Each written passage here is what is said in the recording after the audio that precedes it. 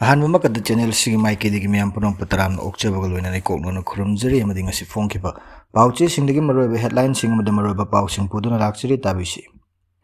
ꯃꯣꯗꯤꯒꯤ ꯈꯣꯡꯆꯠ ꯃꯥꯡꯑꯣꯏꯅꯅ ꯁꯕꯤꯠ ꯕꯇ꯭ꯔ ꯑꯃꯁꯨꯡ ꯑꯖꯤꯠ ꯒꯣꯄꯥꯆꯥꯔꯦ ꯏꯝꯐꯥꯜꯗ ꯊꯨꯡꯂꯔꯦ ꯕꯤꯖꯦꯄꯤ ꯑꯃꯁꯨꯡ ꯕꯤꯖꯦꯄꯤꯒ ꯆꯠꯃꯤꯟꯅꯔꯤꯕ ꯑꯦꯝꯑꯦꯜꯑꯦꯁꯤꯡ ꯋꯥ ꯇꯥꯟꯅꯈ꯭ꯔꯦ ꯂꯩꯕꯥꯛ ꯁꯤꯟꯕ ꯊꯨꯡꯅ SIR ꯄꯥꯡꯊꯣꯛꯅꯕ ꯏꯂꯦꯛꯁꯟ ꯀꯃꯤꯁꯟꯅ ꯋꯥꯔꯦꯞ ꯂꯧꯈ꯭ꯔꯦ ꯇꯣꯉꯥꯟꯕ ꯂꯨꯞ 18ꯅꯁꯨ ꯂꯩ ꯏꯪꯈꯣꯜ ꯏꯕꯤꯛꯁꯟꯒꯤ ꯃꯥꯌꯣꯛꯇ ꯂꯦꯞꯈ꯭ꯔꯦ ꯕꯦꯅꯤꯐꯤꯁꯔꯤꯁꯤꯡꯗ ꯁꯤꯠ ꯀꯦꯄꯤꯇꯦꯜ ꯌꯦꯟꯊꯣꯛꯈ꯭ꯔꯦ ꯃꯣꯗꯤꯕꯨ ꯇꯔꯥꯝꯅ ꯑꯣꯏ ꯁꯦꯄꯔꯦꯠ ꯑꯦꯗꯃꯤꯅꯤꯁꯇ꯭रेशनꯒꯤ ꯗꯤꯃꯥꯟ ꯁꯛꯈꯪꯕꯤꯒꯅꯤ ꯊꯥꯖꯩ ꯀꯨꯀꯤ ꯖꯣꯕ ꯀꯥꯎꯟꯁꯤꯜ ꯍꯧꯖꯤꯛ ꯃꯔꯨꯑꯣꯏꯕ ꯄꯥꯎ ꯇꯥꯕꯤꯁꯤ ꯃꯣꯗꯤꯒꯤ ꯈꯣꯡꯆꯠ ꯃꯥꯡꯑꯣꯏꯅꯅ ꯁꯕꯤꯠ ꯄꯇ꯭ꯔ ꯑꯃꯁꯨꯡ ꯑꯖꯤꯠ ꯒꯣꯄꯥꯆꯥꯔꯦ ꯏꯝꯐꯥꯜꯗ ꯊꯨꯡꯂꯔꯦ ꯕꯤꯖꯦꯄꯤ ꯑꯃꯁꯨꯡ ꯕꯤꯖꯦꯄꯤꯒ ꯆꯠꯃꯤꯟꯅꯔꯤꯕ MLAꯁꯤꯡ ꯋꯥ ꯇꯥꯟꯅꯈ꯭ꯔꯦ ꯂꯩꯕꯥꯛ ꯑꯁꯤꯒꯤ ꯄ꯭ꯔꯥꯏꯝ ꯃꯤꯅꯤꯁꯇꯔ ꯅꯔꯦꯟद्र ꯃꯣꯗꯤ ꯏꯔꯥꯡ ꯃꯥꯌꯣꯛꯅꯔꯤꯕ ꯆꯍꯤ 2ꯒꯤ ꯃꯇꯨꯡꯗ ꯑꯍꯥꯟꯕ ꯑꯣꯏꯅ ꯊꯥ ꯑꯁꯤꯒꯤ 19ꯗ ꯃꯅꯤꯄꯨꯔꯗ ꯂꯥꯛꯀꯗꯧꯔꯤꯕ ꯑꯁꯤꯒ ꯃꯔꯤ ꯂꯩꯅꯅ BJP North East Incharge Dr. Sambit Patra amasung Manipur BJP Incharge Dr. Ajit Gopachare ngasi Imphal thunglakibaga loinana BJP gi masung mapang oina chatminnariba party gi MLA singa ngasi numidang tongan ba mafam singda mifam pangthokre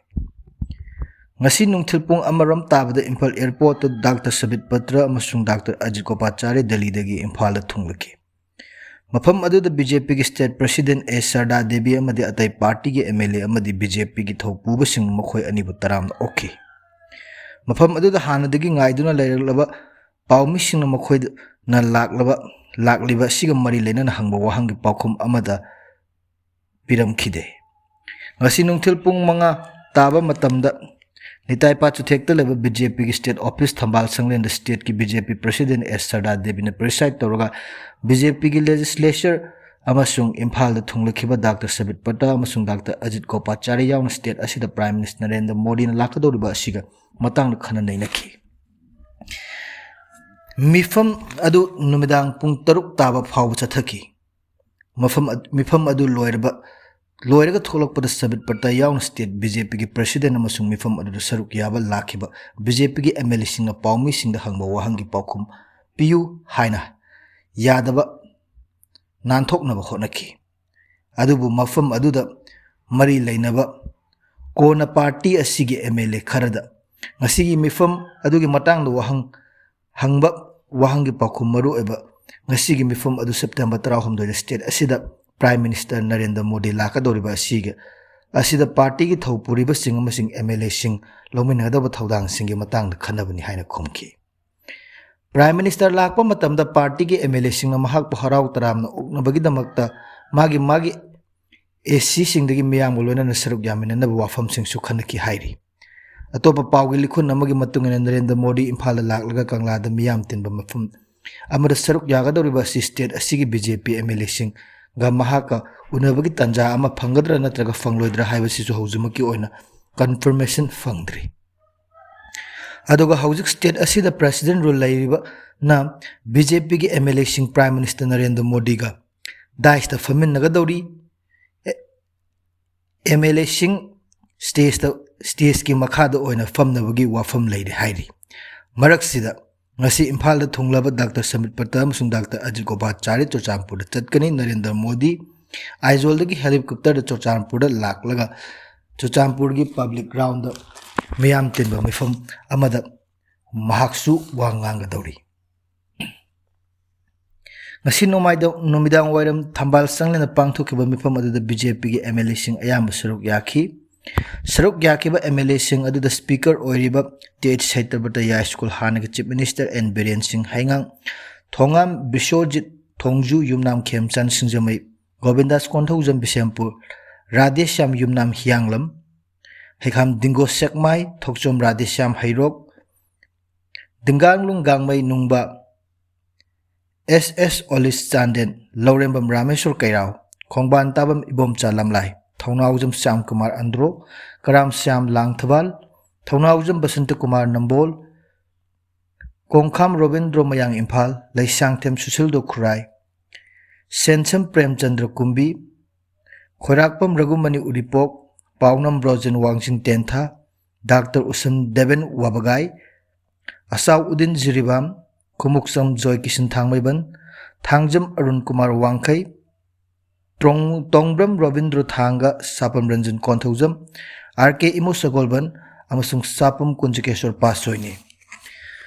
Mifam aduda BJP gi Rajya Sabha gi MP Maharaja Sana Zawala Semba amasung BJP State Office ki thaupuba kaya amasung hariba mifam aduda puna saruk yaminaki Marak sidang ngasi numidang pung nipan taba matamdasu hotel Imphal Dr. Sabit Patraga BJP ki mapang wana chapminariba NPP National People's Party amasung NPF Naga People's Front ki MLA Singsu unaduna mifam adu pangthoki hairi mifam adu da NPF MLA Asing Awangbo Niumai Tamai Khasim Basum Chingai Losi Dikho Mau amasung Laisio Kaising Fungyar NP gi MLA Sing Sik Nuru Hasil Khetrigau ke is local Sing Wangoi Janghem Lungpao Mai Tamenglong M Rameswar Kaksing Thongam Santi Moirang amasung Irengbam Nalini Devi Oinam Yauki mifam aduda Prime Minister Narendra Modi na lakadawriba asida punna saruk yaminaduna mahakpu miyamga loinana taramna uminabagi wafamsing fongdokhi hairi Nakal amaromdanam Modi butaramna oi separate administration gi dipan sakang bigani thajai Kuki Jo Council Prime Minister Narendra Modi na Kuki Jo gi lamda ahanbo na lakadawriba asi Kuki Jo Council na taramna oi Kuki Jo sing separate administration gi demand adu Prime Minister Narendra Modi na sakang bigani thajai haina Kuki Jo Council gi chairol amana hairi Kuki Jo Council gi chairman Hiliang Yang Thang Let amasung General Secretary Thangjamang anina thadorok pcherol amada hai Prime Minister Modi gi khongchat asi yamna historic oiba thoram amani maram dilebak asi gi Prime Minister amana Kuki Jo gi lamda khwaidagi ikon kon chahi nifu gi matungda mahakna lakadabani haukiba chahi khara asida Kuki Jo gi miyam angakwa fangna awaba mayok naduna lagli Majority community oiriba maitai singi mukhutta mara lejedraba Kuki Jo mi chani yankhairom punsi mangkhre church chahum gu humpu mai thakre yum lising taret lom mai thakre mi lising nifurom relief camp sing the displaced person on hingli masi oiduna so ikoi democracy gi wan thok musung lebak asigi luchingba da thajaba thamli hairi kanaguma yaningdaba natraga yaningba yai adubu asengbo wafamdi Kuki Jo miyam asi Manipur gi masing yamba kangluk na tawrakpa thabak amasung makhoi gi tamthiba matawna namduna state asida tokhai tahan bani haukiba chahi khara asida Manipur mapung phana tokhai tahan biu haina demand tawduna lagli Indian Constituency gi article 239A gi makhada legislature laiba union territory ama thambiu haina demand tawduna lagli demand asi khudong chabagi chanabagi natte peace security amasung miyam hingjanabagi tangai fadaba ama oibagini hairi laibak asigi khwaidigi wangba luchingba ama oiriba Prime Minister Narendra Modi Kuki Jo gi kholaw sitabi gani haibagi thajaba thamli Kuki Jo singi asokpa nungai taba ikai khumnaba amasung tungi punsida ngak senabagi dama Modi gi liching da thajaba thamli hairi amaromda Kuki Jo Women's Forum New Delhi RC Aranna Thokpa Cherol amasung Prime Minister Modi Chuchampura lakadori basitaram nu I Kuki Jo singi separate administration lauthok lamgani haibagi thajaba thamli hairi Cherol aduna hai Kuki Jo community ge mathakta state sponsored ethnic cleansing amasung genocide chatharakpa tha kunga nipan gi matungda Prime Minister Modi na Kuki Jo gi lamda lakpa sitaram no oi ing 2023 gi May ahum dagi matam adu ki Manipur Chief Minister N Biren Singh amasung Rajya Sabha gi MP Sana Jawbana pauktak matung ina khulai paiba maitai group sing paksana mi hatpa mai thaba amasung ikai khumnaba manghan bana chingba violence ki thodok sing chatharakhibani thawong asida Kuki Jo lising Humpuro mayu maikei lehen khidre mising thingam draba punsi kya ama mangan khre hojiksu akiba amagloina na Kuki Jo sing hingli Prime Minister gi khongchat asida tung koina ingtapa purak na bagdama Kuki Jo Women's Forum Delhi Prime Minister na लौखटनिंगलिबा थबकसिंग अदु cookie जोगिदमक legislature यावबा union territory अमा सेमले हाइना लाउथोक पिरंबा genocide चथहनखिबा state अमदी central official सिंगे मतक चप चाब चिराक पीबा मयुम मकै लेजद्रबा सिंबु खुंदा लेता हनबा थबक लौखटपा अमसुंग मैतैगी extremist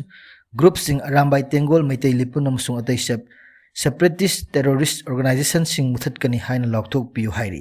Kuki-Zo community न Manipur government थाजब लेत्रे मरम अदुन तोखाइबा administration अमा पीबा हाइबसिना तुंग कोइना लंदम असिदा इंगतप पुरुकनबा मचाक अमा ओइगनी मरम अदुना प्राइम मिनिस्टर मोदी न मिकुप असिदा मियामदा अचुंबा वायल पिबिरमो हाइना वाफम सुचेरोल असिदा मखा ताना थमली